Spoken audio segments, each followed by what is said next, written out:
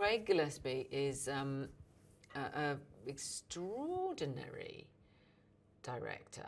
It's like, okay, so this is quite a big budget movie, but Craig is directing it as though it's an independent movie.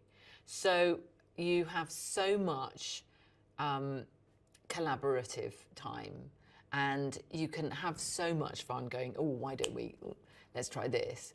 And there's no constraints, and he loves working fast and loose and changing things and being a bit risky with the material, and I love that. She is the reason for Cruella, unfortunately, and that's very sad, but it's a wonderful idea to see why someone becomes what they become. And so Em's got a lot to do without me, and yeah, of course for her the Baroness is a kind of dream personage, as someone who doesn't really exist. You know, she's the figure behind this extraordinary house of fashion, and so when she sees her, she's overwhelmed by her and dazzled by her, but it doesn't take long before she understands quite who she's dealing with. What drives her is not wanting ever to come second and not wanting ever to share the limelight with anybody else. So what drives her is her narcissistic and balefully difficult personality. You know, what drives her is her personality disorder, essentially. She's not well. I mean, she's really, really not well. So, and that energy that comes from her, I mean, she's obviously a very, very, very creative woman, and brilliant. She's a brilliant designer.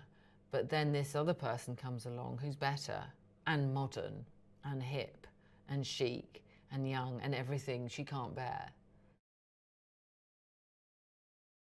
It was quite hard for me to have any friction with Em Stone, because we're sort of such good friends and love each other. So, and I'd met her long before, so I knew that we were going to have a good time. So yes, she's my favourite young American. So I just feel very lucky. It's just what you always remember is just that coat and the hands and the gloves and these huge eyes. So, I mean, Em's got these massive kind of car headlamp eyes, so she couldn't be more right for it, but also because she's her, you're very drawn to her, and that's very important. You couldn't make this film if you didn't really want to watch that person.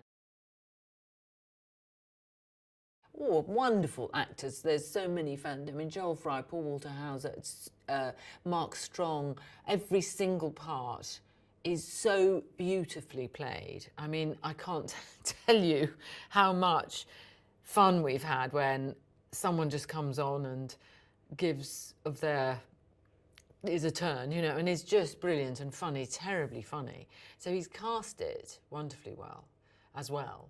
But it is I mean, the two leads are women who are working and who are adversaries in their work, and you don't see that very often.